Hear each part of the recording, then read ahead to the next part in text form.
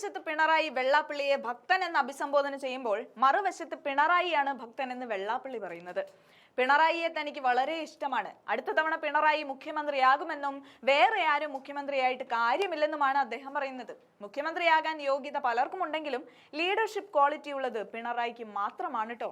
എല്ലാത്തിനെയും മെരുക്കിക്കൊണ്ടു പോകാനുള്ള ശക്തി പിണറായിക്കുള്ളതുപോലെ ഇടതുപക്ഷത്ത് മറ്റാർക്കും തന്നെ ഇല്ല പോലും. ശബരിമലയിൽ എത്തുന്ന 90% പേരും കമ്മ്യൂണിസ്റ്റുകാരാണത്രേ. അല്ലേലും ഇതിനിടയ്ക്ക് അദ്ദേഹം ഭക്തരുടെ പാർട്ടി ഏതെന്നുൾപ്പെടെ എങ്ങനെ കണ്ടുപിടിച്ചെന്നത് മനസ്സിലാകുന്നില്ല. ഇനി വരുന്നവരുടെയൊക്കെ ലിസ്റ്റ് എടുത്ത് പാർട്ടി ഏതെന്ന കണക്കെടുപ്പ് നടന്നുകൂടാ എന്നുമില്ല. അല്ലേലും തെരഞ്ഞെടുപ്പല്ലേ അടുക്കണേ, വോട്ടിന്റെ കണക്ക് ഒന്ന് ആഞ്ഞു പരിശോധിക്കാതെ വേറെ വഴിയില്ല. കമ്മ്യൂണിസ്റ്റുകാർ നിരീശ്വരവാദം പറയുമെങ്കിലും മുഖ്യമന്ത്രി ഉൾപ്പെടെ ഭൂരിപക്ഷം പേരും ഭക്തരാണെന്നാണ് അദ്ദേഹത്തിന്റെ വിലയിരുത്തൽ.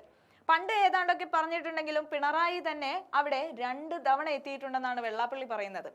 ഭക്തനല്ലെങ്കിൽ പിണറായിക്ക് ഇവിടെ വരാൻ സാധിക്കുമോ? ഇവർക്കൊക്കെ മനസ്സിൽ ഭക്തിയുണ്ട്. അയ്യപ്പനെ അദ്ദേഹം ഹൃദയം കൊണ്ട് സ്വീകരിച്ചെന്നും വെള്ളാപ്പള്ളി പറയുന്നുണ്ട്. മുഖ്യമന്ത്രി പിണറായി വിജയൻ അയ്യപ്പ ഭക്തനായതുകൊണ്ടാണ് അയ്യപ്പ സംഗമത്തിൽ നിന്ന് അയ്യപ്പന്റെ പ്രതിമ സ്വീകരിച്ചതത്രേ. ഭക്തനല്ലെങ്കിൽ തനിക്കത് വേണ്ടെന്ന് മുഖ്യമന്ത്രി പറയുമായിരുന്നില്ലേ?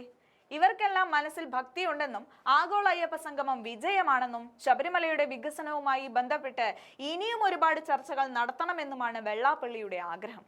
യുവതി പ്രവേശനവുമായി ബന്ധപ്പെട്ട് സർക്കാർ സുപ്രീം കോടതി നൽകിയ സത്യവാങ്മൂലം തിരുത്തണമെന്ന് വാശി പിടിക്കേണ്ട ആവശ്യമില്ല. തിരുത്തിയ രീതിയിലാണ് സർക്കാരിന്റെ സമീപനമെന്നും മുൻകാല അനുഭവങ്ങൾ LDF-നുണ്ടെന്നും വെള്ളാപ്പള്ളി നടേശൻ മറുപടി നൽകിയിട്ടുണ്ട്. യുവതി പ്രവേശനവുമായി ബന്ധപ്പെട്ട സമരങ്ങൾക്കെതിരായ കേസുകൾ പിൻവലിച്ചാൽ അതിന്റെ ഗുണം സർക്കാരിനുണ്ടാകുമെന്ന ബോധ്യവും വെള്ളാപ്പള്ളി പിണറായി സമൂഹത്തിന് പകർന്നു കഴിഞ്ഞിരിക്കുന്നു.